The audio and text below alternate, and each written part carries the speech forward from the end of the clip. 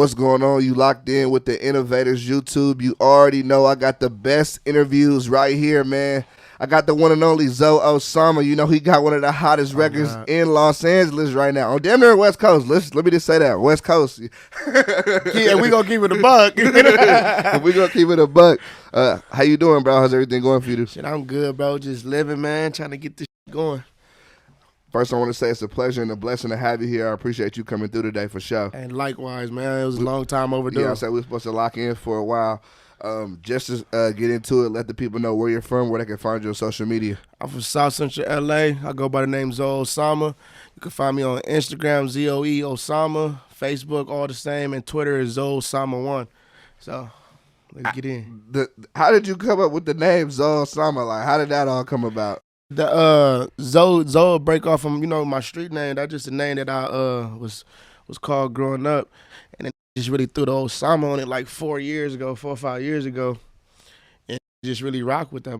You feel me? So it's like, all right. But now I see 1,000 niggas is Osama this. I'm like, God damn, like it is what it is though. But I appreciate it. Yeah, you feel me? I feel like Osama, like that name is like that's the new Little. Yeah, like like Little Wayne. That's the new nigga Peasy Osama. Yeah. You know, like God damn. You feel me? I low key want to drop Osama off my shit down, y'all. Boy, everybody Osama. Oh God. How did you grow up? Was your parents around? Like, what was that like for you? I grew up in the low class in the middle of South Central on the east side, with my pops and my moms, which later switched to me being with my brother, and my grandma. My grandma, happened in the family, you feel me? And then my grandma raised me and my brother for X amount of years. Pops came back, got us. After, got himself straight after he got out of jail. And ever since then, me and my brother was living with my pops. So grew up, Section 8. Grandma had Section 8, Pops had Section 8. We Section 8 family. So, we had to, whatever we had, we had to make it work. That's, I grew up probably like every other person from the city. Yeah. And were you a good kid growing up? You was a bad kid? What was that like? I would say I'm a good kid. But, I was into a lot of shit. Like it depends on what age we talking about. You're talking like when we get to 12 and yeah. Oh yeah, we was locked in game banging at that time. It was up 11 to 12. We was already off the porch telling cuz it was that should be family raised. When you really from the shit, it don't be nothing that you just go over there and be like, this is what I want to do. Yeah. When when your whole family is oriented from a certain place, or just game banging and is in your family, it's only a matter of time if you don't go to school to play basketball or football. Yeah. You're gonna get into some extra activities that might lead down the wrong hole. Was sports ever something you was into? Like, I play sports. Okay. I play football for Hollywood High, and I tried to with it at Taft. I was too deep into the game banging. I was just, I tried out for the basketball team.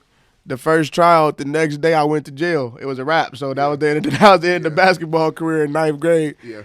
I ended up going to juvenile hall for a minute, and then when I got back out, I was on ankle monitors. It was already in a juvenile hall. We wanted to game bang. Yeah. So yeah, but sports was a thing that I should have stick with, like to the point now that I make sure that I got my sons involved in sports. Like my oldest son, he 12. I got him playing football. They just went 11-1. Oh, that's what's up. So yeah, we just did the banquet and yeah, man, I'm just trying to put them in the path of the and push them. Like if I would have been pushed, it could have been a different outcome. Even though the outcome's still good, we making it happen, but yeah, we could have went down a different lane, Do you ever think about yourself like if you like might have did sports more, or might have been more focused on school and not got into like the street? Do you ever think about like what your life would have been like? Bro, I think about that all the time because I know I'm decent. I was decent, right? But it just was really like at that point, bro, it was like since middle school. Like it was like, I always wanted to play sports, but my grades was never that. Yeah. So it was like, you feel me? So I started getting to the point where like, fuck it. So, and then, when I told you when I went back to Hollywood, I played for a little bit, got on the team everywhere, got all the, suited up and everything. Got kicked off the team because one of my cousins had ended up getting shot and passing away. So I was like not in school. I was thugging. So when I came back and tried to go back to practice like it was just regular, Coach Sandoval, he for Hollywood High, he came back be kind of cricket. He like where you been at? I'm like, something happened to my, my family member, and he just hit it with so what? But in the perspective now, I'm older. I see what he's saying. Like, you made a commitment. It's not, but the way he said it, right. It didn't come off the way you I was. did it. Yeah. I was playing football on house arrest. You feel me? Like when I went to Hollywood, I was fresh out of jail, and they gave me another chance. And so when he said that I'm already on house arrest, he already know that I'm a kid that's on probation. So he was already on me, but it was decent in football. But when he said the it like I was in the middle, it just some tragic had just happened to my people, and when he was saying that, I was already in a different zone. So I spazzed out and tweaked on him, spit on him, tried to get up on him. The football team, hey, bro, chill out. And, when all that broke up, he just told me, get the fuck off my field, get up out of here. And I'm like, I don't give a fuck. Like, I don't give a fuck, cuz, And then I left school that same day and went straight to the block. And then, like, that's when I just stopped falling off at school.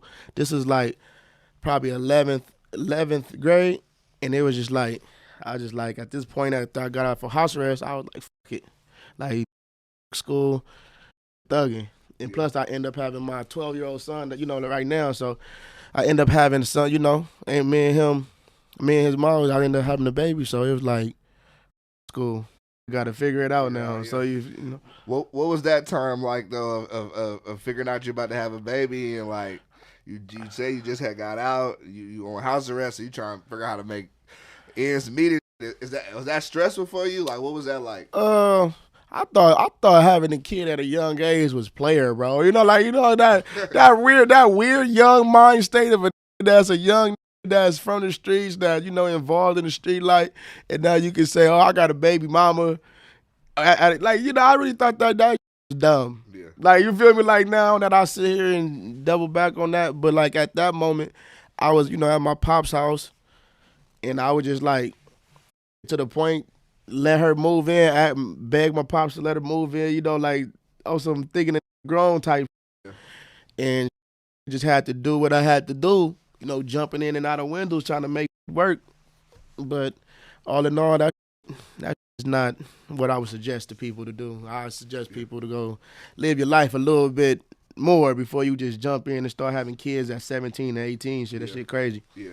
Nah, I can understand for sure. I think that's something that a lot of my people that do got kids, they be like, hey, take your time. Man, hey, bro, like, it's good to get them out the way early, because, when I get a certain age, my son to be able to right there with me. Yeah. But I got more kids, though.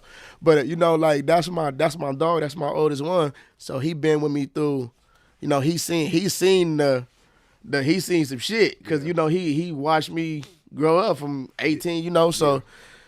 So yeah, if y'all can take your time with your kids. It might be cool to get it out the way. It depends on your lifestyle, but I would definitely suggest you try to live life a little bit more because you're gonna be living for them. Yeah.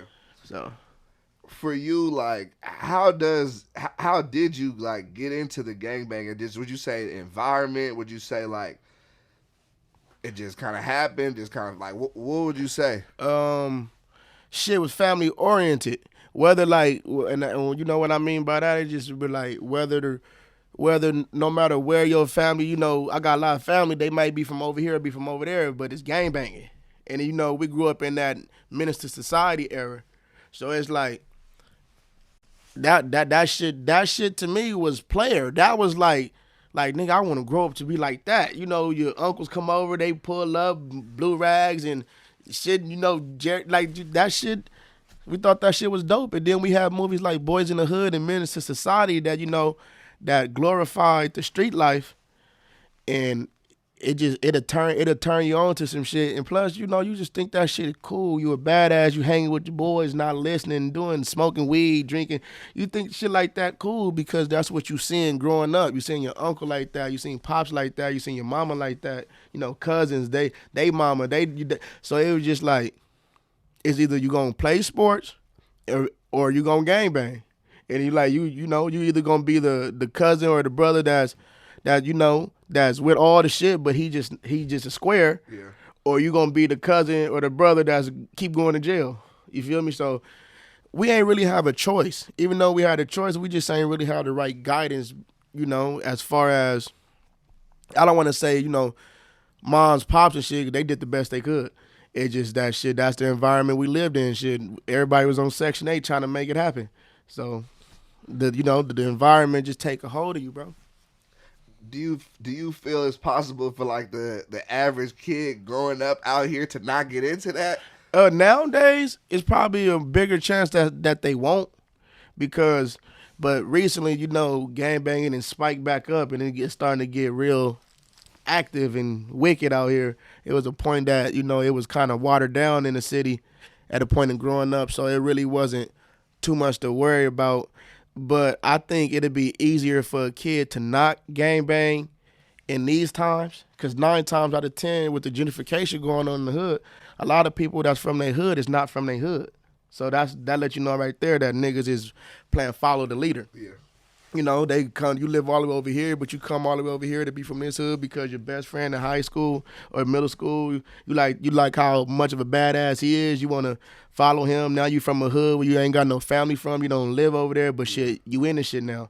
So that it's more of that type of situation than you waking up in the middle of your hood where you from and where everybody from, because this is where your mama pay rent at. You feel me? A lot of these niggas is coming from buttfuck Egypt, trying to be tough gang members and not grew up and really from where they from. It be niggas that gangbang that don't even know their own hood. Yeah. You say a certain word, meet me on this street, or call a street a certain word that your homies call it, and niggas won't even know what you're talking about because you're not from here. But so I think it's more of a monkey see, monkey do now, but I think it's easier for people not to gangbang, and I don't think people really want to gangbang that much no more. Niggas want to just pop perks and sip lean and be rapper. They want to be the cool kid, but gangbanging is for the niggas that's really, that's doing it. So yeah. No, I get you, and I understand it for sure.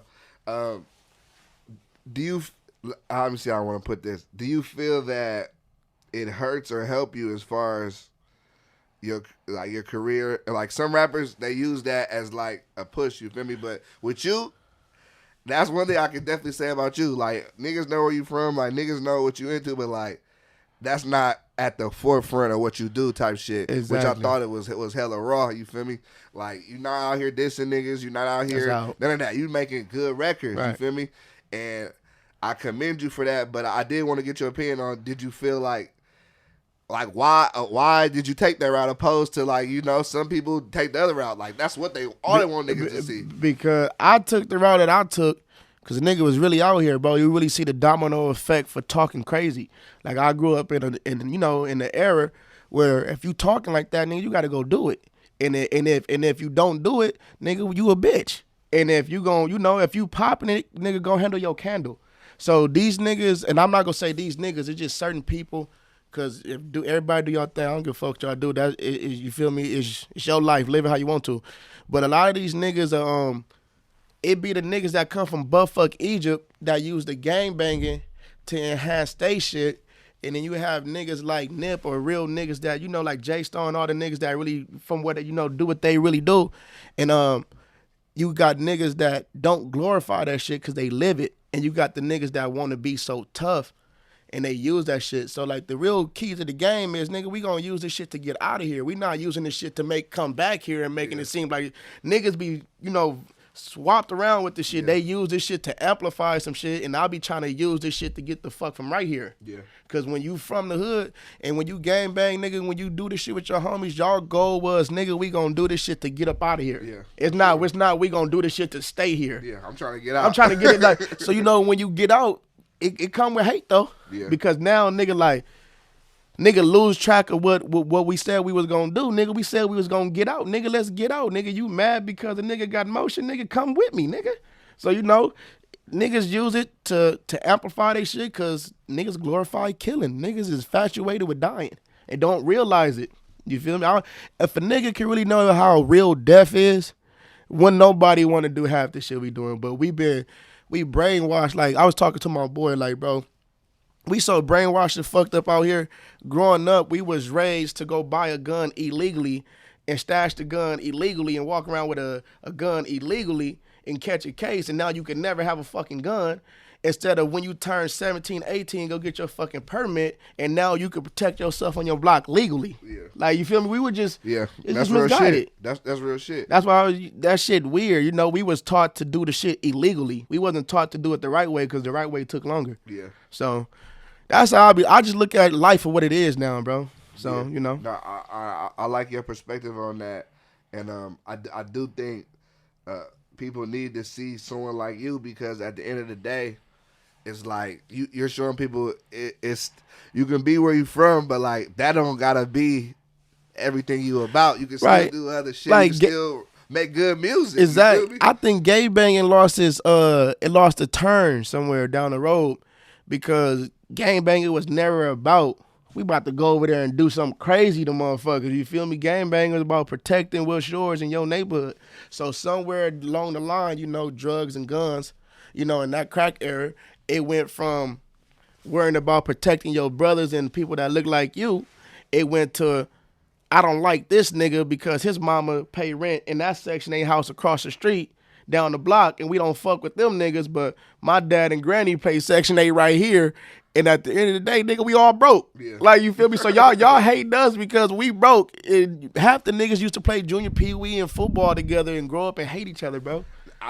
That is one of the things I will say about the LA environment. Niggas know each other. That's crazy. Niggas be knowing each other. Be knowing each other. Like niggas know your sister, and nigga would do that to you. Just because now nigga might not seen you since middle school and bump back into you. Like, yo, what's up, bro? Oh, what's up, blood? Oh, what's up? Oh, ooh, where you from? Oh, it's like that? Oh, okay, bro. Now it's it's on side, like, oh, like, oh, it's like that? Yeah, you know I grew up on that side. You know I grew up on this side, but we used to walk to school together. Yeah. But now it's, nigga, fuck you. Do you I don't think, to me personally, I don't think it should be like that. If we never had no issue. I don't got enemies, bro. Like, you know, your section, this is how I look at it. I don't got no immediate enemies. Like, if I seen that nigga is on site, I know what come with this shit, so you gotta have your head on the swivel. But I don't got no niggas, no enemies, nigga. I don't got ops. Like, you feel me?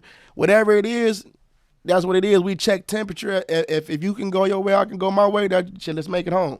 But, you know, if it's one of them nights and we can give you the same energy you throwing out there, but that's not the goal. The goal to make it home, bro. Yeah. These niggas got it twisted. They want to be the toughest nigga until they see a nigga flipped. And then, you know, but now the damage is done. Now you want to be the most hardest, toughest nigga because you dealing with pain and hurt because you just seen your cousin with his face slumped over. Yeah. So now, you know, you gang banging for hate and you gang banging for revenge. So now your mentality is not about peace. It's about, nigga, the opposite. Yeah. So. Nah, for sure. And one thing you said that people don't be knowing real how death is. And I feel like experiencing that and losing somebody close to you, whether it was to like the street shit or just normal causes, you feel me? Like, I had a cousin pass away. He was just running on the beach one day. You feel me? Right. Dropped dead. That shit, they like cardiac arrest type? We don't know. They couldn't even give no type of real, still to this day, they never really gave a explanation. But like, that, to me, like, that shit affected me. Like, when you don't really know how somebody passed away, that shit eat at you even crazier. Bro, man. Trust that. And see, me personally, bro, my mind and, you know, the way I think and my train of thought really changed from the shit that I've been through. And I don't really think niggas understand. I done been to more funerals than how old I am. And then when you look at shit like that, like, we so fucking used to death and funerals that the shit is like, okay, who gonna die this year? You feel me? It to the point you go to a white suburban area or an Asian area or anything like that, And it ain't that many funerals, nigga. Like, nigga, like, you ever, like, nigga went to school in the valley and motherfuckers, I was having funerals, like, you know, every which way. And all the people that I was around, they'll cry or something. They'll be like, man, I just lost my grandma. You know, like, and I'm like, shit, I lost grandpa, the homie, you know, but it's like, the worst thing that ever happened to them was losing somebody in family from natural causes. Yeah. And we grew up losing niggas walking to the bus stop. Yeah. You feel me? So it's like, your brain and mind be numb to a whole lot of shit. It just the environment you live in, my nigga. Like, you know, and then what I done seen some shit that just made me actually realize what life really is. And so, you know, it's certain shit that I seen that fucked me up to this day. And it's like one of those being, one of those being with a situation with my family member. And you see somebody cold body, like it'll tweak you to the point like you're like, damn, bro, nigga don't really want to do this shit no more. Like, nigga with this shit, we thugging this shit out. It is what it is, whatever happened, it is. But like, you start looking at how life really is when you walk in the house and your kids need you. So like, they need you to make a sandwich and make them serious. They, regardless of the fact, they need you. And niggas don't understand how much important that and precious life is, bro. So that shit just... Not for sure. Oh, God. Life is precious and shit. You already know. It could be gone in the snap of a finger. Nigga got to protect themselves and niggas got to move smart, you feel me, and make good decisions, you feel me? Mm-hmm. I want to talk about your cover for your new project coming, Big Deal, the EP. Right. Y'all go check that out, too. Out now. Yeah.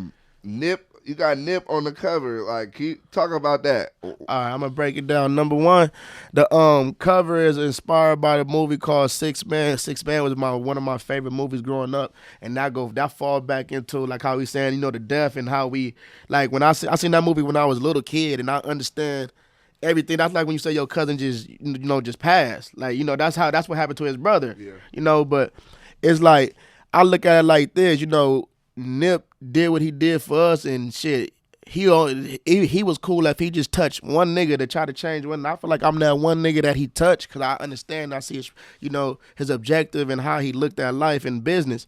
So the meaning behind the cover is, a West Coast legend holding up the new West Coast. You feel me? And he holding me up, and I feel like I'm gonna take that torch and the marathon go continues. Yeah.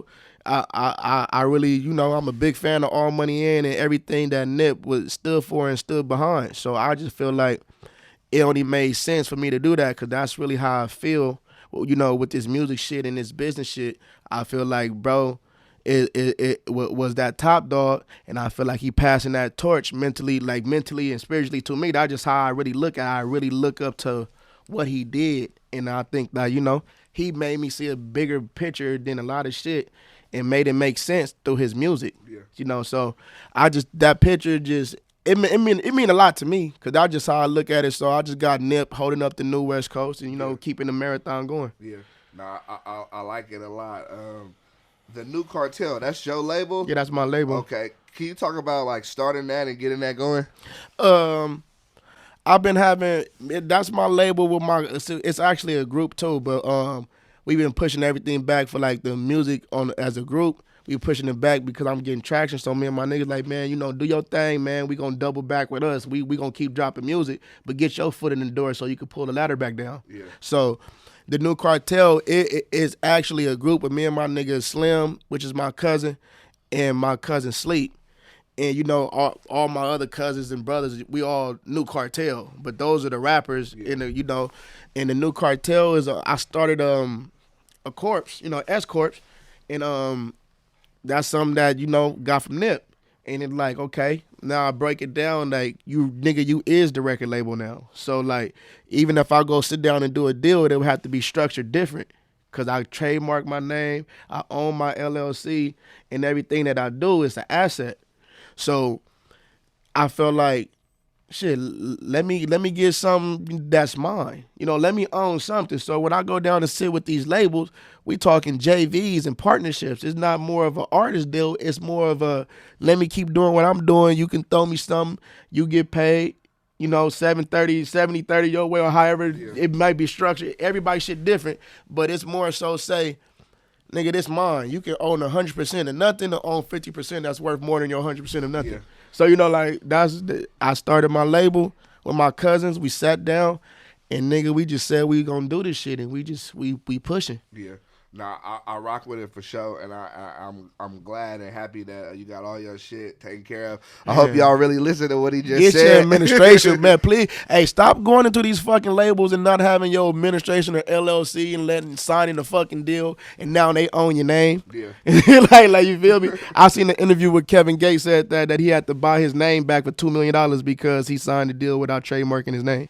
Yeah, that's crazy. Like, right. Kevin Gates, and that's his shit. Yeah, no, that's the crazy. But like, you gotta to know something like that. You actually gotta like either study somebody else or see somebody talk about it. Pay attention. Or pay you. No, but the thing about it is, niggas will tell niggas how to do this shit, and niggas will open the computer and start looking like they gotta read and shit. I don't know how to fill out that. They close the shit back up and go make a song, and now you just put a song out. You ain't copyright the song, so now you got a nigga in Chicago somewhere seeing your shit blow up, and he copyright your song. You don't even know he getting chicken off your song while your shit blowing up. Yeah. That didn't happen to me before. I done seen a nigga claiming my music before I knew how to register my music right. Wow. Right. So like, you know, right. No, and it was just a random nigga. He just claiming your. No, I have no idea who this nigga is. Just claiming your shit. I just went to YouTube one day. And I went to the shit, and you can see where it's licensed from. Yeah, for sure. And the shit said some shit that wasn't my shit. And you like, what the hell? So I hit the nigga up. He like, oh, bro, you know, like, you know, he said some goofy shit. And I'm like, okay, don't even trip. I get that shit snatched down because all my shit, it was my shit, but I just didn't have it registered the right way. So niggas was taken, but that all came back, though. Yeah. But, you know, that shit that happens. Yeah. Nah, and it is crazy though, but I think a testament to you that you got your paperwork together and you was smart and diligent enough to figure it out. You feel me? Like it costs right now for every motherfucker that's listening. This shit gonna come out before July. It is free to file a LLC in the state of California. Go file y'all shit until like July 23rd, if I'm not mistaken, and then that's when they back to charging. So every rapper that's out right now, you should be making you a free LLC right now for the F. Get an EIN for the F. You gonna have to pay your California taxes probably $800 or $400 a year. Yeah. But however, you spend that on ounces. Yeah. You feel me? So go get that LLC. It'll make your record deal different, especially you rappers that's blowing up and getting viral songs, man. Yeah. We was texting. What was like texting like a week ago. I told you I was actually in the strip club, and we was talking, and your record came on in the strip club mid when we was texting, which was kind of crazy because I showed my boy. I was like, look, they playing this nigga record right here. Right, he like, that's crazy. Hey, the universe. Hey, that's how the universe be working sometimes. I'm bro. Like, I already had knew in my when.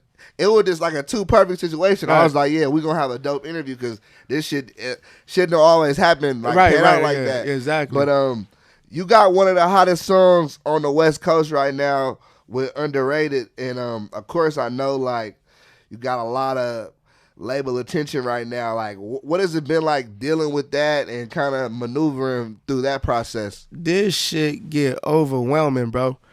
I was just talking about this shit last night with my team. And I asked my team, like, bro, they like, asked my team, like, bro, what we doing? We going all the way with this shit? Or do y'all think I can make it? As far as, you know, like, what do y'all think? They like, bro, you a superstar. Like, you feel me? And I'm like, that's how I feel about but sometimes you just need that insurance from your peoples, you know, to make sure to see what we are really doing. But to answer the question, the shit get overwhelming, bro. You got to mentally be ready for this shit. I mean, if you nigga that just want fame, me personally, I don't like people. I don't like fame. Fuck fame. I'm doing this shit for the bag, for my family, and for generations. You feel me? Like for my kids. But I'm a people person at the same time. But I done just been through so much in my life. I just don't like to be around so many fucking people. Like, you know, like nigga don't got time for no new friends.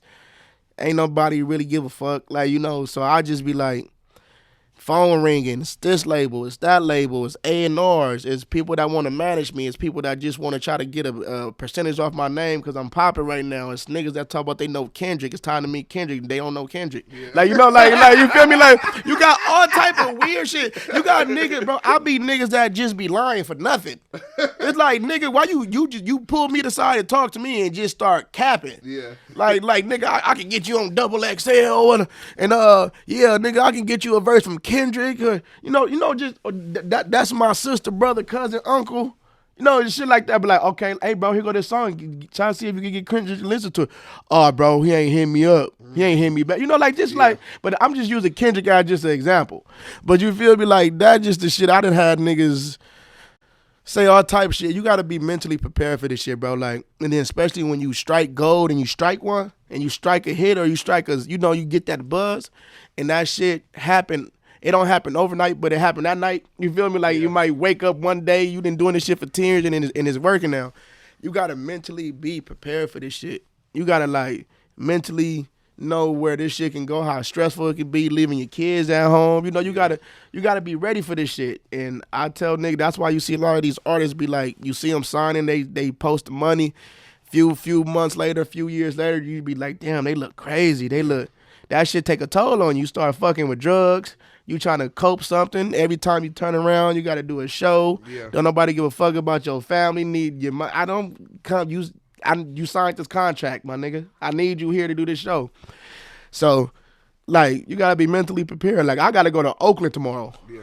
We talked about like nigga got to go to Oakland. Like nigga got to go to Oakland tomorrow. Then I got to hit SAC. And then when I come back, I got meetings to take. And then I got to do another show in San Diego with my nigga KT. Yeah. And then we got to do another one in Oxnard the next day. Yeah. It's like, nigga, it's more than just rap. If you want to, you got to put your face out here and you got to be ready to move and bounce around.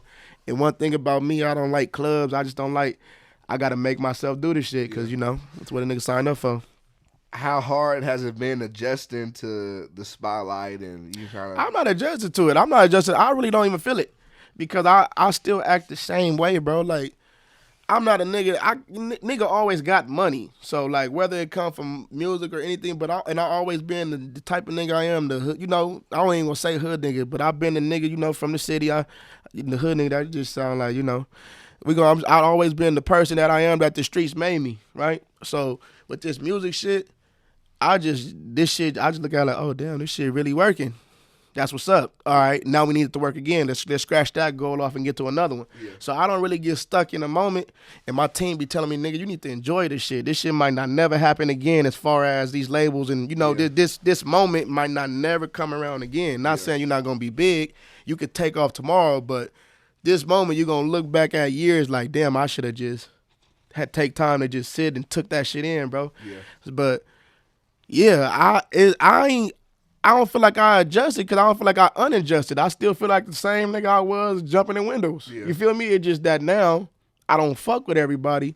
And now I just, stay to myself and get my bag, bro. So, like, when people be coming up to me like, oh, shit, Zoe, I'll be like, that's cool, but it don't really bother me because niggas know me from the streets. Yeah. You feel me? Like before it was Zoe Osama, nigga was calling me, my street name. Like, they said like everybody knew who a nigga was because nigga was running around the streets. Yeah. So now it's just transferring the energy to music, and then niggas don't know you for running the streets and thugging. Niggas now know you for something positive in music. Yeah. So that's the good thing about it, but I still feel the same.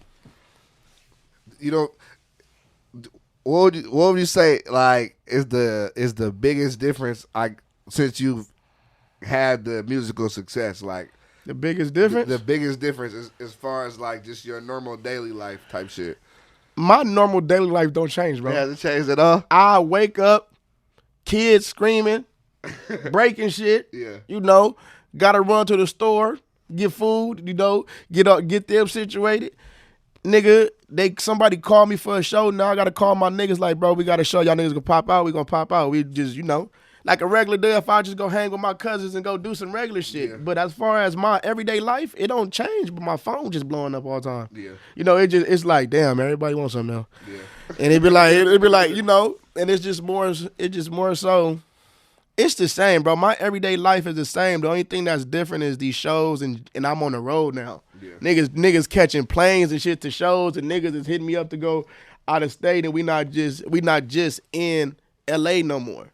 So it's like, oh damn, we hitting the road now, bro. That's the only thing that really changed about my everyday life. But I still be at home playing Madden or going to go get the chicken. Yeah. You feel me? But other than that, my shit, I live the same, bro. Did you leave LA a lot before? Like you was going around touring and stuff like? Hell no. The farthest I ever been in life, probably before all of this shit, I've been to Memphis one time, and that was crazy. That's like a big ass east side. Yeah. Like, like when it was like niggas everywhere. I loved it. Yeah. But you got like, okay, this shit cautious. Like, you feel me? Like, nigga loved it. But I was only out there for a few days. In Vegas, that was the furthest I ever went. So when I went to Utah and I'm doing all these, I'm like, damn, I just seen snow for the first time this year. In your life? Never touched snow, damn. never seen. That's crazy because a lot of LA people go to Big Bear and shit. I went to Big Bear, no fucking snow. You niggas be capping. It was no snow. It was no snow out there. I probably was the wrong season, but I don't know, bro. It was no snow out there, and nigga, the first time I touched snow and seen snow was in Utah. Damn. How was Utah? Cold in a motherfucker. But as far as the people there, I fuck with y'all because we had a concert for the tour that we on right now. And in my head, I'm like, we about to drive all the way, fly all the way to the fucking Utah. Ain't nobody gonna come to this shit. It's Utah. Like, nigga, this Hick Town. Yeah. Ain't nobody coming out here.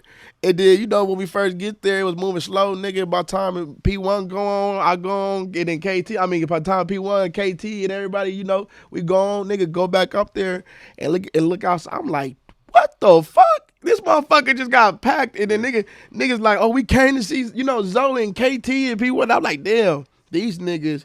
And I'm looking in the crowd. It ain't it's niggas that look like us. But it's like, damn, it's really Becky's in here. Yeah.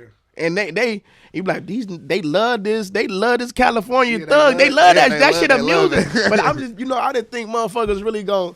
That's when I started like, oh, we got motion. You got motion in Utah. You got motion, bro. Yeah, nah, for sure. For sure. I feel like you got motion for sure. To me, like, one of the biggest testaments to rappers, if I know their record is hot. I hate to say it, if I hear it in a strip club out here, I kind of it really like, solidified to me like, okay, because even I told the DJ at the strip club, I'm like, you always play what's hot in the streets. Right. I was like, okay, yeah. But there's been plenty of records that I've heard in a strip club before they started to get on the radio. Before, like, you feel me? And that's a cheat sheet right there. Rappers, stop trying to be friends with rappers. Yeah. Rappers can't help you. I swear to God, it's cool to be, it's cool to be friends. Might get a free verse, but you can get a free verse. But if you ain't got no fucking beat to rap on, you need to be friending the DJs, producers, and engineers. It'll get you real far. Yeah. Rappers gonna come. You might be cool, fuck around and be cool with DJ Mustard or somebody or Mustard, and he can put you on a song with somebody big instead of you just trying to be cool with these rappers and dick ride. Yeah. You gotta just. I don't know. You got to go to you want to hang out with the bosses, not the fucking employees. Yeah. You know what I'm saying? So I hang around the people that make the moves. Yeah. So I like hanging around motherfuckers that don't look like gang members. Like, you might see me with around 4 white niggas. They be like, damn, this nigga hood nigga, he ain't. No, these my boys. Like, I'll slide with them first. Yeah. I'm not going to scare the money away. Yeah. So DJs, engineers, and producers, all rappers, that's who y'all should be friends with. Nah, you right about that. Also wanted to mention to you, you just got verified. I feel like that took a little minute. nigga. I was like, damn, bro. You all know what's funny? What's up? Look, I'm on the phone, and my Instagram, it's already been going crazy, but nigga, I'm on the phone, right? My shit just, boop, boop, boop, boop. I'm like, damn, my shit, did I post something? I know I ain't posted today. Nigga, I look, nigga got the blue check. I'm like, how the fuck y'all niggas know before me? Yeah. Hey, niggas be on it. I was like, I got the blue check now. Yeah. You feel me? So, I mean, that shit just mean that my page is me. It don't really mean nothing more, but week to week. Your page is already going up. Yeah, right. Before I got the verification, nigga, I was touching 12 million people every 30 days on my shit. So it was like they had no choice but to push my shit through. Yeah. But that shit.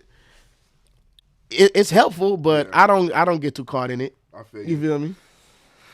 What is like your record? Of course, Underrated blew up. What's your favorite like meme with the song behind it? If you had to say with one, is there one that just sticks out to you the most? I've seen it a lot. Like, hey man, I ain't gonna lie. The one that I'm fucking with right now that went crazy is the one with Steve Urkel.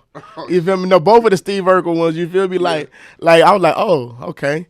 I find a niche in this motherfucker. I know how to work the system now real quick. You feel me? Let me run it up. But I feel like, you know, that type of promotion, that type of strategy don't work for everybody. I see everybody trying to copy it now. And I'm not saying y'all copying me, but we all know nigga been doing that. But you feel me? I can't say you copying something that anybody can do. But, you know, a lot of people is trying it, but it's not going to work for everybody. That shit, I feel like that shit worked for me because the funny shit I post is my funny personality. Yeah. So, you know, people like, oh, niggas be trying to be extra thugs and then post a funny video. Niggas like, oh, nigga, that's not you, gang. That shit ain't going to work for you. You gotta, whatever work for you and your personality, nigga, that's what you got to tap in with me. I'm a funny nigga. I play all day. So my page is funny like that because I don't give a fuck about smiling. I don't want to be hard all day. Yeah. I ain't the toughest nigga. I don't pretend to be. I don't just cross that line. I'm gonna cross it right with you. We can do whatever. Who may the best man win? Yeah. You feel me? But I'm trying to make it home, so I really don't give a fuck about none of that. I love that mindset.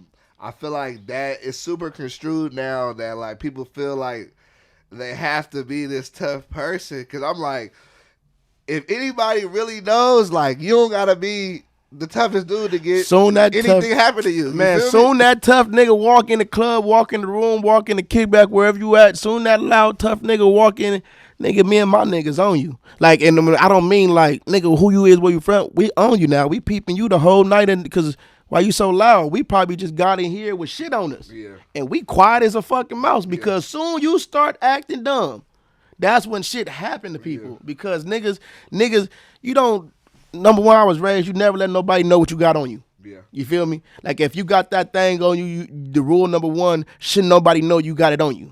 Because if you walk in here in a club or something and I see anything, we on you the whole night, buddy. What you doing? You feel me? Why you moving like that? Like that's just shit. That's just the way that we was, that the way I was raised. So these tough guy niggas, they never last long. You know, they be a hot commodity for the first year because it's ignorance. Motherfuckers like the ignorant. They like the shit, but then something happened to you, nigga just go to the next stupid nigga. Why do you feel that now, today, more than ever, people are very infatuated with the extra, the street shit? Like, you know, I forget dude's name, but it was a dude that was going around trolling and saying F these people doing all that. Everybody was gravitated to it. Everybody wanted to see what they were going to do next. You want to know why that shit is? Say we right here, you know, we sitting right here, and we just talking. You just hear a motherfucker say, bitch ass nigga, I'll slap the shit out of you. Me and you gonna both be like, oh shit. Yeah, like, what's going on? So now you see some crazy shit like that on Instagram, you like, oh, this nigga hilarious. And motherfuckers be pumping these niggas up in the comments, you know, egging these niggas on. These niggas about to put themselves in the hole. Yeah. Like, you feel me? Like, and niggas, these niggas act like that because they never seen death. They probably see, but they never seen it happen in front of them. If a real nigga that seen some shit happen in front of him, he don't even play like that. Nigga, because he know what can happen. Yeah. You feel me? These niggas don't know what can happen. That's why it happened to them, because they never seen it coming. They thought that shit wasn't real. Yeah. You feel me? But nah, I get you on that for sure. You get a stupid prize, you asking stupid questions. You feel me? So how do you feel about A Day in LA, Dejan, shout out to bro, but he dropped the rap report card. You know, I had to look at your grade. You see me? You got a B minus. Hey, look, I feel like bro is a tough grader for sure. Hey, look, on my mama, right? So, shout out Dejan. You feel me? He put me on the cover of the shit and everything. He did that. He didn't have to, so I appreciate it. So, me personally, I didn't think I was gonna make the report card for whatever reason. I don't know. I just feel like I'm still on the radar. You know, motherfuckers know it's hot, it's on the charts and everything. They still overlook it. Not saying bro, but you know, people try to ignore it because they really don't want you to take the spot. Yeah. So, you know, so when I woke up And I seen, you know how you can say you're tagged in a comment, and it said Dijon, you know, tagged in the comment, you can see, and you see it just going up. Yeah. So I'm like, damn, what the fuck? He posted me?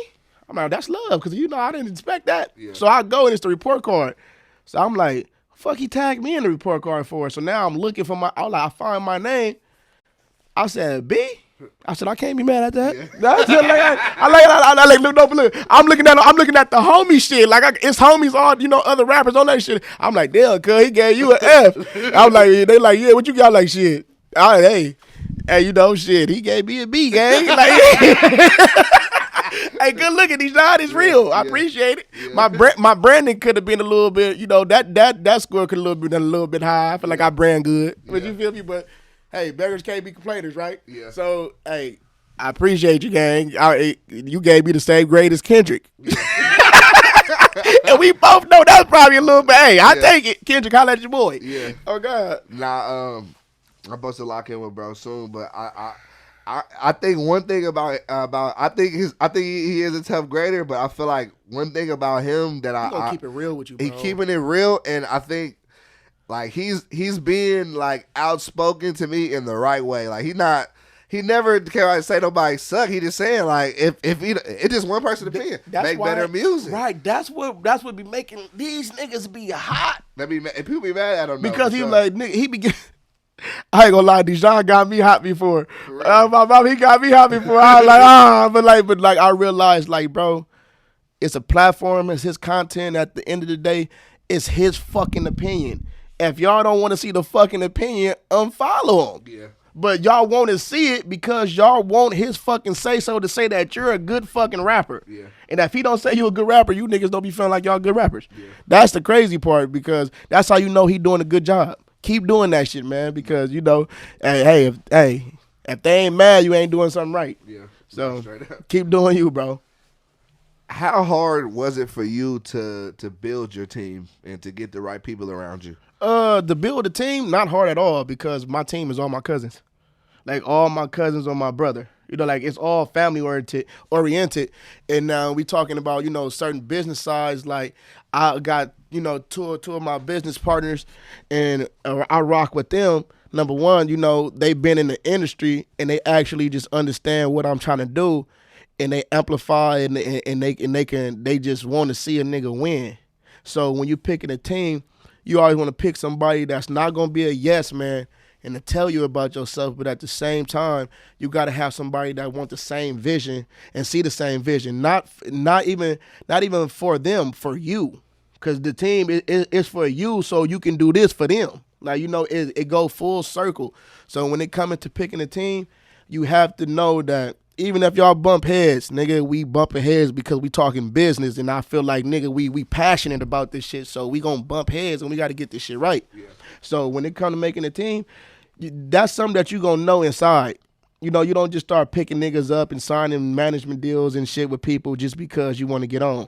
You know, you gotta wait to the point that you know, like, all right, I can't handle this shit no more. I need somebody to take on, and then choose wisely. Like, you choose wisely, and if you're gonna do contract, just go pay for a lawyer to make sure your management deal don't have no motherfucking record deal in it. Yeah. For real. Yeah. So, like, you know, so picking a team is important because while I'm right here, you know, I'm working. While I'm right here, they might be on the phones booking a nigga for Rolling Loud or something. You know, like, or they might be on the phone with a record label.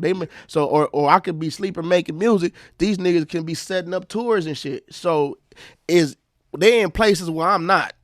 So you feel me? So like I'm right here doing this. I'm pretty sure my nigga, if I called him right now, the nigga will be like, oh, y'all just got off the phone with these promoters. We trying to see what's up with another tour date. Yeah. Like, you feel me? So we ain't even got to talk. But when I talk, I'm on the phone trying to get us some shit. Yeah. That's the type of team you don't want to call a nigga and be like, hey, what you doing? He be like, shit, what you doing? Yeah.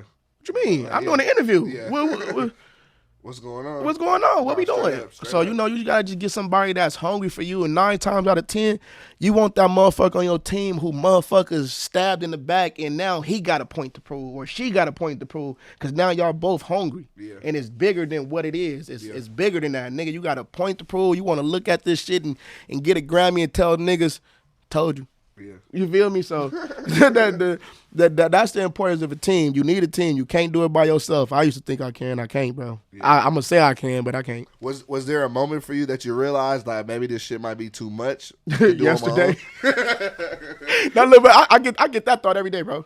Like I literally be like, God damn, and to the point that I got even with the team, I'd be like, God damn, it's still like but it take a ton off of your back. Because if you talk about goddamn with a team, just imagine if you didn't have this team. You would quit rapping. Straight up. So, yeah, I get that thought. And then what I really do every time I get that thought, I either hit them up and just ask these niggas some real shit. Yeah. And they going to keep it 100 with me. Or I just look at Nipsey interviews and I just think about that time, he said it'll take you further to get back from where you started at to get where you're going. And and the difference that between him and other rappers is he just didn't quit. Yeah. And I just didn't quit. Now this shit taking off. So I look at that shit and I implement that shit in my life, bro. So that's how I make it work. I get down with this music shit. When I wake up in the day and my Instagram not blowing up like how I did yesterday, I be like, oh, this shit ain't working no more. Yeah. But it's like, nigga, come on, give a nigga a couple days to breathe. Yeah. You gotta just motherfuckers that want to be great put too much on themselves. And I want to be number one. I be putting too much on myself when I feel like I don't get the reaction out of a certain post or a certain marketing thing or a certain song, a certain stream. I used to be putting too much on myself, but now nigga just like one day at a time, bro. Yeah. Today might not be the vibe. Niggas might be on slow music today. 50% of your followers might have just went through some shit. Yeah. They probably don't want to hear the uppity shit tomorrow. You might post the shit tomorrow and everybody in the party mood and your shit go viral. Yeah. So I think everything is about timing. So putting the song out at the right time, it's all timing. That's how I look at it. Nah, for sure. How long have you been making music? Like, when did you start making music? When I was a kid. Okay. I'll say 7 years old. My nigga Slim, Sleep, Tune, Cisco, my brother Man, white boy, like nigga, I used to make music and me and my brother used to, I said this a few times in the interview, we used to just take my grandma boombox and take her blank tapes and put a beat CD in the PlayStation 2, play it off the TV and record it out the boombox and a little microphone on her, and and we thought we was on. That shit probably was hot doo-doo. Yeah. Like, you feel me? But I've been making music forever, but I ain't started putting music out until 2019 because I just looked at my fucking catalog and the first song that I put out was in 2019. So I guess you could say nigga got somewhere in 3 years, 2 years? I guess, but it ain't really what it is. And say like in this process of time, like has there been like a lot of moments for you where you ever was like fuck making rap? Like, do I really want to do this shit? Like yesterday. Bro, I ain't gonna lie to you. That's when I call my people like, bro, like, where y'all think I could take the shit? Like I just said, nigga, I be beating myself up. That's crazy to think though, bro, because your record, like, your shit it ain't hot. Nigga, it ain't enough. I want to be number one. Like, you feel me? I want to, and if I'm not number one, nigga, I want to satisfy myself. And I know this shit work, but I ain't satisfied yet. I feel like if I can just bust down 7 million streams on Apple and 4 on Spotify and 3 on, and all together have all these streams for this, nigga, I can do that shit again. And I can do that shit better this time because, nigga, I know if I did it right now, I can do it again. Yeah. Like, so I just be like, and then you'll have a song that you're competing with.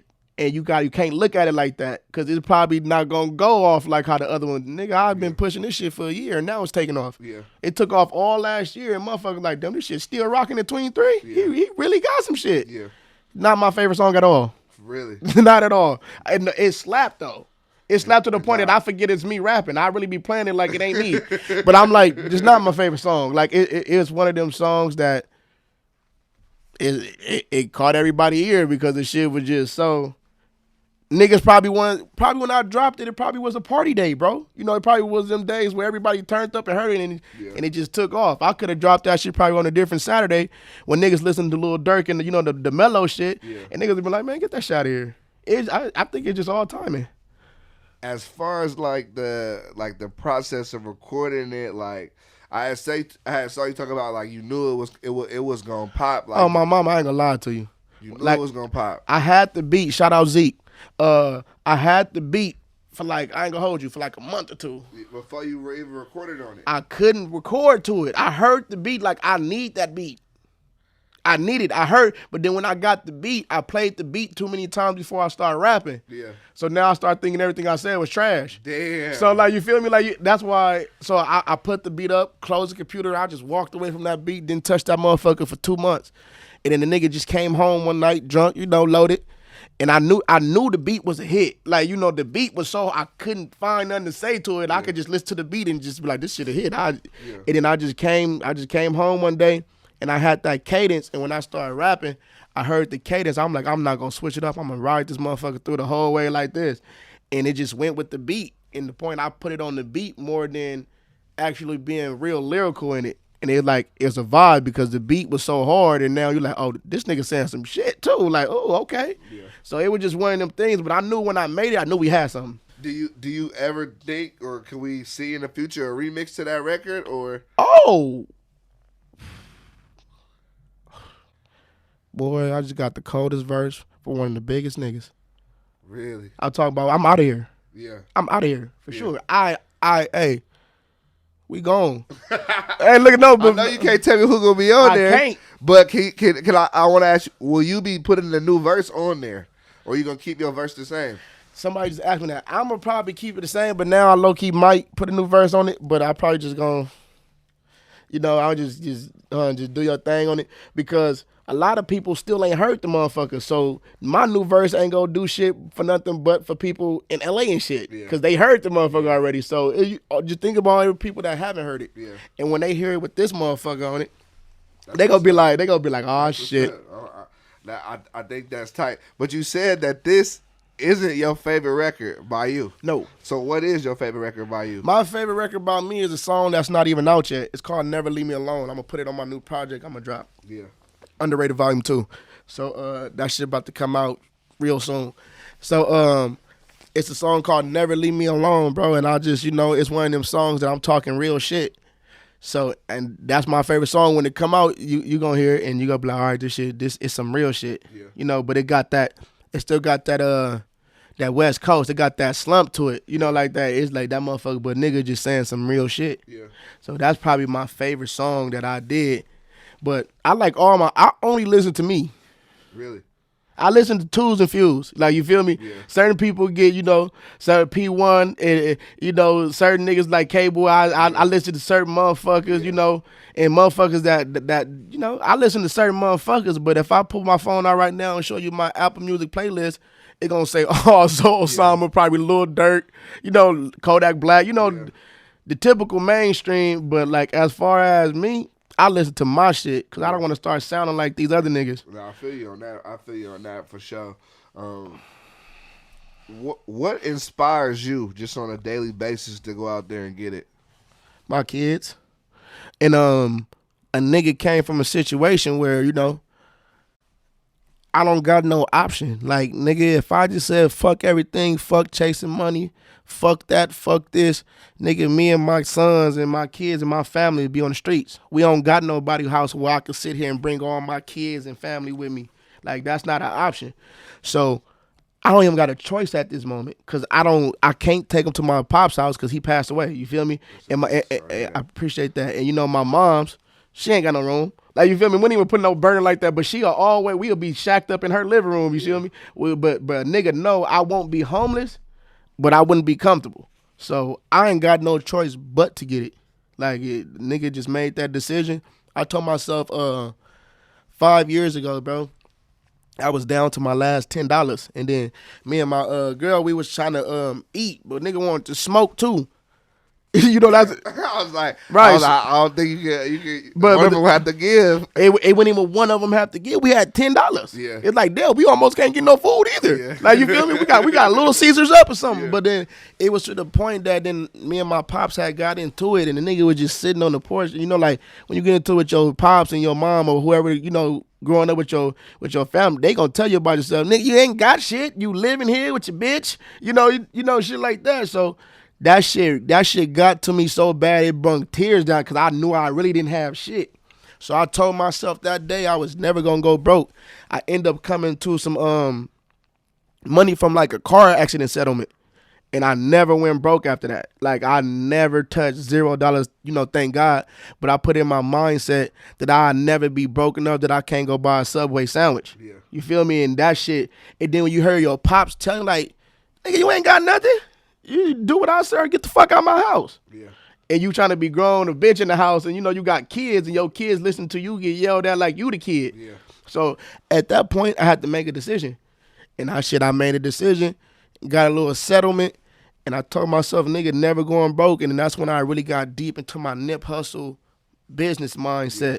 Yeah. And then shit, ever since then, nigga ain't been broke. Yeah. Thank God, it's just money management. Yeah. I manage, I can have 100 bands on me and act like I got $5 in my pocket. Yeah. Because you gotta save your money, it's gonna save you. Yeah. You feel me? I agree with you on that. And definitely I think that is something that us just as a black community, financial literacy and knowing more about saving, you feel me?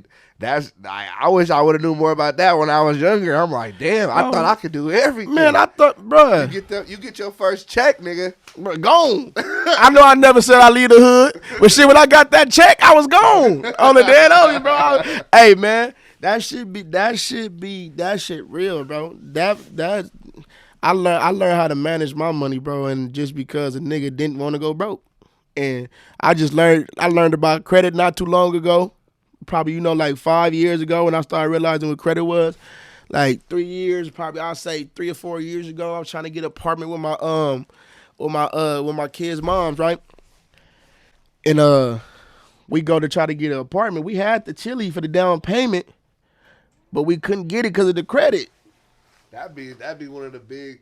That'd be a big. That's when I learned about credit. I didn't learn about credit till I tried to get an apartment. Yeah. So that will definitely slow you down on getting it. I was hot. Like now we running around making fake check stubs and shit. Trying to. Hey, you hoping this shit bust? The shit don't bust. Now you mad? You just spent $125 on the paycheck. Yeah. Paycheck stuff. You hot? Yeah. Bro, then at that, like I told you, I just had certain periods in my life that I said I'd never go back to this. And cause nigga, when you don't have nothing, not knocking nobody that don't have nothing because they trying to get something.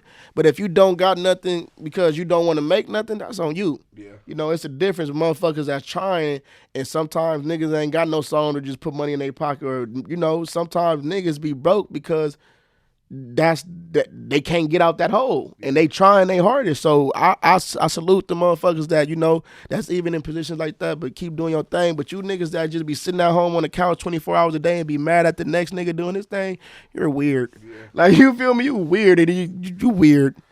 Have you ever had a normal job? Yep, robbed that motherfucker blind. Really? Not robbed it, like, but finessing the shit out there. What were you doing? What? Popping packages open. Hey, no, for sure. Like I ain't gonna lie to you. I had that job, and I had a job in the alley at this rug place. This Persian dude had gave me a job because of my homeboy Ernest. He a nigga that changed his life. He used to be a knucklehead. He changed his life, but he got me this job because he knew. He was like, man, he like, bro, I don't want you in the hood no more, bro. I want you to do something with your life. I'm like, all right, just going like, all right, bro, I'll go do this job. Nigga, I had that job. The nigga paid me like $60, $40 a day to be in the shop with these rugs and the big ass rug downtown. I don't know if you've been in the alley, but motherfuckers probably know what I'm talking about. A nigga got fired. Why you get fired? I wasn't doing shit. Like, you feel me? Like, I was literally going there just getting a cool 60. Yeah. Like you feel me? Like I was going there. It was lunch break. I would do with the shit. He telling me what to do. But like, all in all, nigga, fuck this job. Like, nigga. So and he was a grimy nigga anyways. He was one, like, what was the nigga name? Mr. Moley on Friday After Next. He was like one of them niggas. So fuck him. But that nigga for sure fine. That nigga told me leave and don't come back. Damn. Oh yeah, now I'm set tripping on him now. I'm knocking shit over. Now I'm knocking shit over. He like, oh shit. Hey, man. He probably told your homie he started tripping. He did. He thought like, don't never bring him back. Dead homies, you don't gotta worry about it. I'll never come back here, Molly. When you have such a big record like you got it right now and it's still going up, do you feel pressure to find that next hit? Yes and no.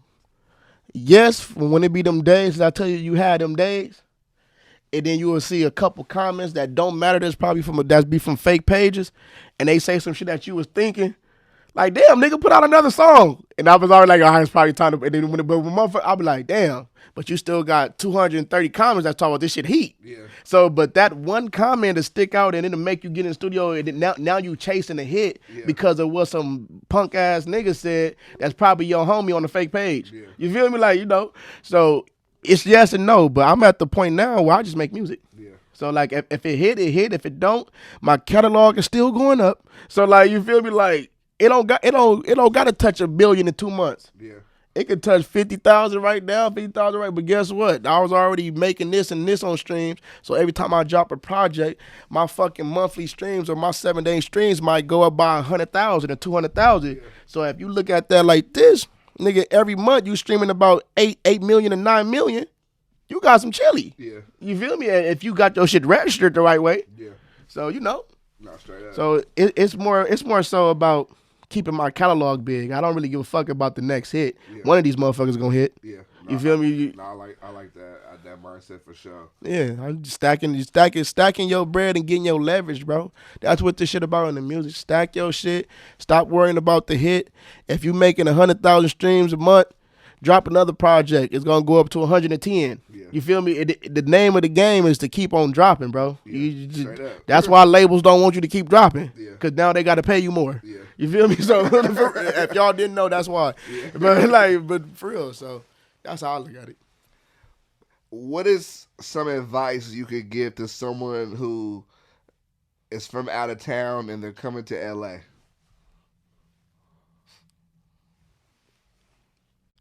Don't play. This shit is not La La Land. I know a lot of niggas come out of here and they go to Hollywood and shit like that, and they be like, oh, I'm in LA, I'm in the city. Yeah, it can get janky out there too.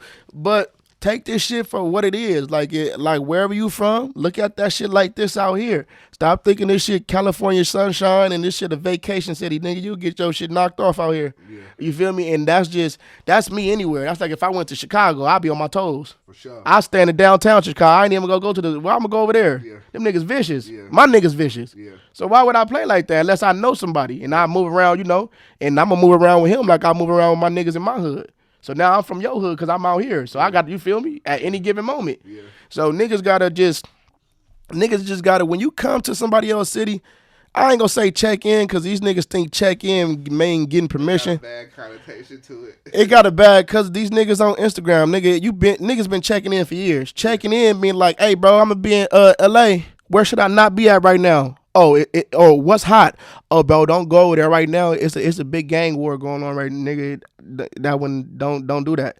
That could save your life. Yeah, sure. Instead of you trying to act like you Mr. Tough Guy, you can go wherever you want. Niggas in LA don't go wherever they want. Straight up. You feel me? That's like nigga, so you think you covered out here because a nigga put the word check in and make you feel like a bitch?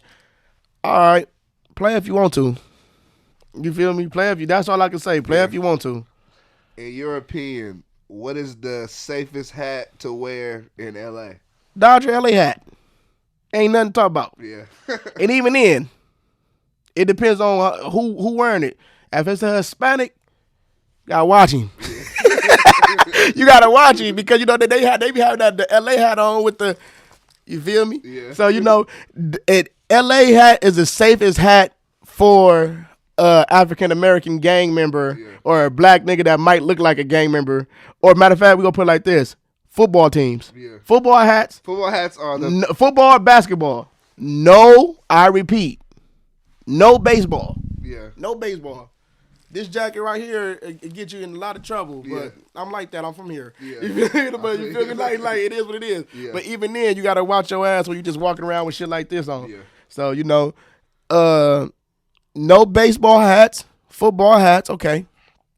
Basketball hats, okay. Yeah. No baseball hats. Every baseball hat you can put on is a hood. Yeah. I don't give a fuck what team it is. TB, the T hat, the P hat, the D hat, the NY hat, the F hat, the M hat. Like it's hoods. Yeah. So you feel me? Stay away from those. I wonder how like it got to where all the baseball team was the ones that got picked up. I remember when motherfuckers first started wearing fitteds, bro. It was like at the clown dancing era with the big clothes. You remember those? You remember when the motherfuckers used to be like $60 a pop? Yeah.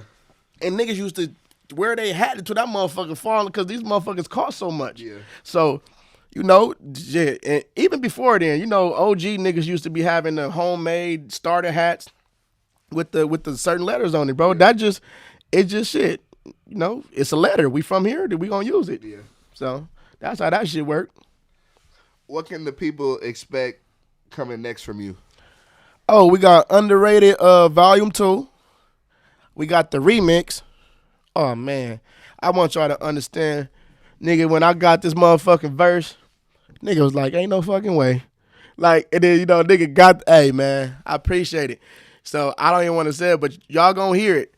And we got the remix dropping. We got Underrated Volume 2 dropping as the mixtape. So we got some shit coming. And I'm gonna drop I got this song that I'm probably gonna end up dropping. My nigga Jug Season, he gave me this motherfucking song. He shot me the song, and it's featuring One Take J and Phoenix Flexing. Yeah. So we just trying to get the video. I'm trying to get the video right, get the video shot so I can drop it. But I think I'm about to just drop it as a single and then just double back on the video. Yeah. Cause I think this song need to be put out. This shit hot. Yeah. So shout out both of them niggas, Jug and One Take and the nigga Phoenix. So yeah. That shit hot. That's what's up. Nah, I'm happy about that coming soon. Is there anything about your life that you wish you could change? Oh, gangbanging. I say this shit all the time. It is what it is. I'm in this shit. This is who I am. But if I had a little restart button, I'd keep it neutral. Cause I'm a people person. Even though I don't like people, I can talk to anybody and be cool with anybody. So I wouldn't have labeled and segregated myself from the outside world because of what my mom can pay rent at. You feel me? So it is what it is. I wouldn't change nothing now. But if I could just do it all over again and with the conscience and what I know right now, I probably would have stayed away from gangbanging and just been the badass motherfucker that's cool with everybody. Yeah. You know what I'm saying? And I tell a lot of people that shit today because gangbanging always gonna be fun in the first 6 months after you get put on. And then in the 6th month, it might be wartime. So it ain't no more hood days and house parties and functions and staying on the block smoking and drinking. It's gonna be a day where niggas gonna pull up and be like, hey, whoop-de-whoop just happened to whoop-de-whoop, get in. So now, yeah. Serious. You feel me? So before y'all tell niggas that, just make sure that's what y'all prepare for. If you prepare for it, like Nip said, nigga, do your thing, be safe with it. You feel me? But if you just doing this shit just to look cool and pull bitches, I promise you can do that without being from a hood. Yeah. I promise you. I swear to God, you can get them. What is your process like in the studio as far as like beat selection and working on lyrics? Like you writing, you freestyling, you punching in, what you do? I stopped writing like 4 years ago. And I can say sometimes it'll be a freestyle, sometimes it'll be punch in. It just like depends on how many bars I got when the beat hit. Like I'm a punch in though for sure, but I think it just come easier in making a song better for me when I don't write because I overthink it if I write it. And plus, that shit used to get tiring holding the phone up trying to rap it. You running out of breath trying to get the last line out. Yeah. It just didn't sound. It sounded like it was written. Yeah. So that's I record myself. I mix myself, and You was telling me that's yeah. hard as fuck. So I just learned, and I be making my album covers too. But I didn't make that Nipsey cover. That one was I probably could have. If probably would have took me 2 months though. Yeah. But you feel me? But I do a lot of shit. Try to do a lot of shit on my own that I can that'll knock out the middleman. Yeah. But that's my process of recording. In the beat selection, if the beat got 2 to 5 seconds with me. Really? That's it. It's like if it ain't 2 to 5 seconds, because you gotta think like this. This is how your consumers take it. Have you ever just played a nigga CD and it took too long for the nigga song to get cracking? Next, it might be fire. but you can't never get past the 20 seconds before the song starts. Yeah. So I start immediately. Like every song that I get right to the point, and if the beat don't catch me in 5 seconds, then it's not the one, because people don't have the attention span to just listen to music like that no more. They gotta come in, they gotta hear that boop bap, and then they gotta go right in. They go, oh, this shit smack. Yeah. You do that all that la la la, niggas gonna be like, next. Yeah. So you feel me? So the beat just gotta, and I don't play the beat back to back. Like I know some niggas that play the beat back to back and write it. I can probably only play the beat, I'm gonna give it 5 times max before I'm over it. Yeah. And I'd be like, all right, I played with it too much. Yeah. So I when producers send me beats, I don't open them until I'm ready to record. And I usually probably, when I play the first one and it hit, it'll probably be 10 more. We go to those later. Let me knock this one out real quick. Yeah. So that's how I beat select. Normally, how long would you say it takes you to make a record? Anywhere from 10 to 4 hours. Yeah. And anywhere, I mean 10 minutes to 4 hours. Yeah. Anywhere from 10 minutes to 2 days. Yeah. It ain't no process, because with Underrated, I made the first and second verse and had nothing else for it. Really? That's when I said I sent it. Like, hey, bro, you want to get on this? Because it was just a song with an open verse now. Yeah. I'm like, hey, you want to get on? You're like, yeah, I fuck with it. Send it to me. And then it didn't happen, but I'm like, fuck it. I got some now. Like, and I just went back in there and finished the song. So it could take anywhere from 10 minutes to 10 days. Have you always been recording yourself, or like what made you want to do that side as well? Because a lot of niggas don't record their. I feel like most niggas don't record They themselves. don't, because these pussy ass niggas that call themselves engineers and have studios wanted to either politic as far as where I was from, or they wanted to just be about the money. And I was spending so much money to record, and now I got to spend money to mix it. And nigga, I'm broke. You feel me? I'm broke, Kev. And like, you got the power to fix it. Yeah. And the producers be acting like, not the producers, the engineers, and the studio people. I know it's a business, but goddamn, get my shit sounding right, my nigga. Because now you want me to pay you $120 for 3 hours, and then give you another $50 to mix, and then you need another $50 to master, and then I got to send it back to you. Talk about only got 3 revisions and shit. Yeah. Go tell me I got 3 revisions on my shit. You feel me? So I said, fuck that. All this money that I'm spending every week to go to the studio, save that shit up, buy you a MacBook, and teach yourself how to fucking record. You know how you want yourself to sound? I started on GarageBand. I went from GarageBand to Logic, from Logic to Pro Tools. And I just taught myself, like, I look at it like a PlayStation. Yeah.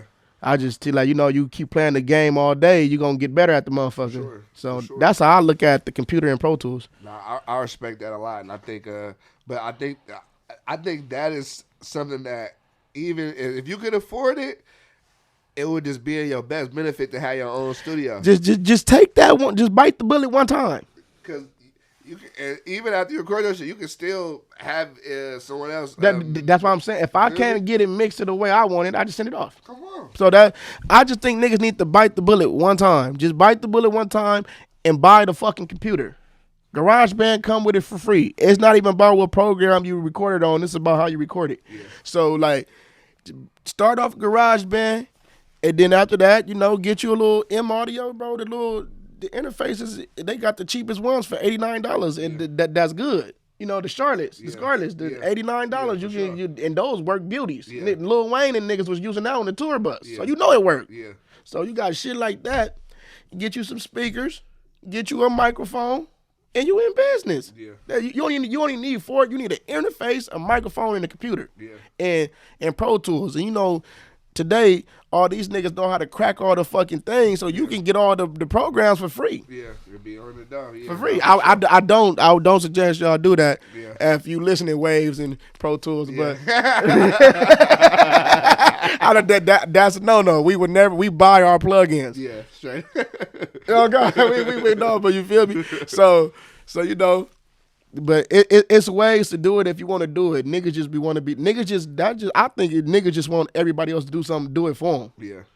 Teach yourself, nigga. If you can teach yourself, you can teach somebody else how you want your shit to sound. Exactly. Now, straight up, and I respect that a lot. If you could pick yourself to be any animal in the world, what would it be and why? I ain't gonna lie. When you said it, the first thing that came to my head was a tiger. Yeah. I don't even know why, but I know Tiger don't take no shit. So I'm gonna go with Tiger. If it ain't a tiger, I think it'd be a silverback gorilla. Yeah. Whoop on shit. So, but I want to be something that's at the top of the food chain. At what point do you believe somebody should move away from where they're from? When you get of age, and we talking about. All right, let me say that again. We talking about like when they got something going, or just get away. If you got something going for yourself, like immediately, you got a buzz, people know your face. Immediately, get the fuck out of Dodge. I know it's cool to stay. You don't want to feel like you falling out with the trenches. You ain't missing shit. Go to jail right now for 20 years. When you get back and tell me if your hood different, it might have some different buildings or something. But when you come back home, you ain't miss shit. Now, you feel me? Like, nigga, how far you want to go with this shit? You want to be hood famous, hood rich? Or, nigga, you want to try to change this shit for your kids and their kids? Yeah. And plus, nigga, they hate you. They hate you, made it. They hate that you used to come around with busted shoes and you was on Section 8 and then they was cool. Y'all used to split, go get single cigarettes and do all this shit with certain motherfuckers and niggas like, it's cool when you ain't have shit. But soon you start making it, nigga. Fuck that bitch ass nigga. That nigga think he better than everybody. So you can't beat hate because you never know which way hate is coming from, and hate is contagious like cancer, bro. So you might have hate from a nigga that don't like you because he's a mark and he just a hater, and now he hang around a group of niggas and you don't know if he influenced them or the cancer spread it to these niggas to hate you. So now nigga might be cool with you because they really fuck with you, but they fuck with him every day, so they really on some snake shit. Yeah. So when it comes to shit like that, and plus your city don't never want to see you win, and if they do want to see you win, and when you get the love like how I've been having, like the city actually fuck with me, you don't want to fuck that off by just being out here playing. So get the fuck out the way, dip in and fuck with everybody, and not make motherfuckers love you. Niggas don't want to see a nigga every day thinking he better than everybody, bro. Yeah. It's gonna make niggas, it's gonna make niggas turn. You gotta feed your niggas or they gonna turn on you straight up. So I be trying to give all my niggas opportunities, even if it ain't just money. I'll try to give my niggas put them in rooms and tell them like, hey nigga, that's a millionaire that he might can do something for you. I'm about to go here and handle my business. We in here, watch your face, watch your eyes, and watch your ass. You feel me? While we in here, but you need to start networking and mingling. And I might bring a nigga around and he might get connected with a nigga that's a big dispensary nigga or something. He might fuck with this nigga more than he fuck with me. Yeah. And now you wake up and this nigga telling you how to make 20 bands a day. Yeah. You feel me? That's the type of shit I like to help my niggas with. Like, I'm gonna put you in the same rooms that I am and that I'm in, and I can know how you can really work. If you can't maneuver nothing out this circle, it might not be for you. You might be a gimme nigga instead of let me go try to go get this. Yeah. So that's how I do it, bro. I just try to involve my niggas in any aspects, whether it's just, hey, pull up to my video, hey, come with me to this show. Hey, come with me to do this. Hey, I got an interview with this, or hey, I'm about to be around this nigga Too Short. You want to roll with me? Yeah. Or shit like hey, I just got invited to this studio. Or hey, they just shouted me out. Let me send something so they can see your shit. Yeah. I do shit like that. It might not come in the form of money, but nigga, I can teach you to the water. You got to go get your own fish. Yeah, straight up. You feel me? Nah, I respect that for sure. How would you say jail has affected you, or how did it affect you? Juvenile hard, bro. I thought that, hey, Sleep, we thought we wanted to go to jail. We wanted to see what it was about. Cause you wanted to see it. I had to see it. I wanted to see it. Yeah. Like, and then nigga fucked around and seen it. And now we couldn't stay out. Yeah. It's easy to get in that shit. It's hard to get out. But as far as when I turned an adult, I was one and done. I knew I don't want to go. I want to wake up in the middle of the night, make me a sandwich, or go fuck a bitch or something. Yeah. You feel me? Like, nigga, all that bust down and get naked in front of niggas, that's out. In juvenile hall, it was a little bit different. You had little dividers and shit. It was still wicked, but it ain't. Nah, nigga, you nuts to bust with, nigga. That's out. Yeah. That's out. Any nigga that keep going back, I don't know. You might like something. Yeah. You feel me? But I was one and done, gang. I ain't gonna lie to you. Nigga, one and done. You trying to one and done. Yeah. And plus the shit fuck a nigga record up. One and done. I feel you. That's a place niggas don't need to go. Shit, don't go. It's easy to stay out of jail, bro. Yeah. Just they tell nigga when you get out of jail and they give you a list of probation, parole shit. I know this shit's set up for you to go back to jail, but it's telling you everything that's gonna put you back in jail. It can have 100 things. Okay, that's excessive. We understand that, but do you want to go to jail? Yeah. You want to go home? Yeah, straight up. You feel me? Don't smoke if you can't smoke, nigga. Yeah. Now you an addict because now you going to jail for weed. Yeah. That's crazy. You know, shit like that. But it's all on people's mindset. If you don't want to go to jail, don't go to jail, nigga. And if you can't help it, nigga, thug that shit out and don't snitch. What is something that you've learned in the streets that you were able to apply to the music industry? How to move, the way that I moved in the streets that I was raised, and gang banging actually helped maneuver in a lot of shit when you a hood nigga. And I'm not gonna say gang banging, I'm gonna say the streets because it ain't everybody not always a gang member to be a street nigga. So the way I learned how to maneuver in the streets from my family, you know, how to watch cars and watch people and watch body language, and like if a nigga come in, you can see, you know, that lets you maneuver and see a lot of poker faces in this rap game, because being a rapper is crucial, bro. Especially being a West Coast rapper or anywhere that got a hood, you know, just rapper, period.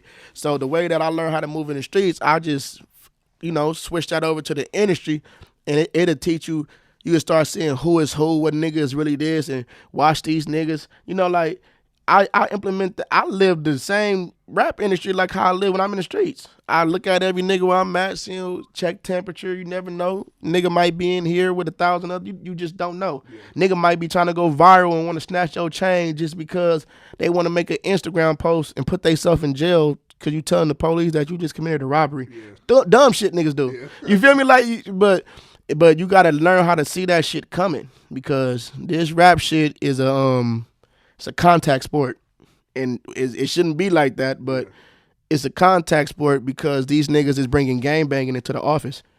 You feel me? They bringing gangbanging to work, and now you got to realize after you press stop on Pro Tools, nigga, you got to go back to your hood. You feel me? Like you could be a nigga that your enemies see, and they see how you hold yourself in the world, and you know it's respect. And they might slide past you. You know, it's always gonna be knuckleheads that still do they Dougie. But you could be that nigga that was just popping it and get caught, and now you flatline because you was talking crazy, and you wasn't even the nigga that did it. Yeah. You know, like shit, like weird shit. So when you think you doing songs and making songs for your hood, it might be for your hood, but you gotta think about the backlash, nigga. You just put your face and your likeliness on the front line for niggas to dance to because you talking reckless. Yeah. So you know. I get you on that. 100%. So stop bringing that shit to the office, man. Yeah. Biggest lesson you've learned in the industry so far? These motherfuckers is not who they be saying they are. And I ain't talking about rappers. I mean, they included. But I'm talking about all these motherfuckers. You gotta watch these niggas' smiles. You gotta watch these niggas' nice shit, because that shit be fake 89% of the time. So you gotta just keep your eyes on and use your intuition, and you gotta know. You just gotta know, bro. And if you don't know, I'm sorry to say, you're gonna get got. We see it all the time. We see rappers crying all the time about it because they don't take the time to know. And if you don't want to take the time to know, nigga, go get a fucking lawyer. He gonna know for you, nigga. You feel me? So yeah. Now I got you on that. For my final question, I want to ask you, what advice would you give to the younger Zoe Osama? Ooh, don't have all these fucking baby mamas. Like, that shit ain't cool. You know, I would say, think twice about gang banging. You know, and the advice that I would really give myself is, nigga, stop kicking yourself when you down. You know? Shit, today might just be a bad day. Every day ain't gonna be a good day. You know, so stay out your mind, but stay in your mind. You know what I mean? I don't know if that might make sense to a lot of motherfuckers. Just don't be there overthinking shit, but at the same time think it. Like, cause you gotta, you know. Yeah, no, I get what you're saying for sure. Right. Once again, bro, I appreciate you pulling up. Definitely a dope interview. We got Zoe Osama in the building. Y'all make sure to tap in with the music. New music coming soon. Follow him on Instagram. Do you have any final words before you get out of here? Hey, man, stream Underrated 1 million more times and 1 million more after that.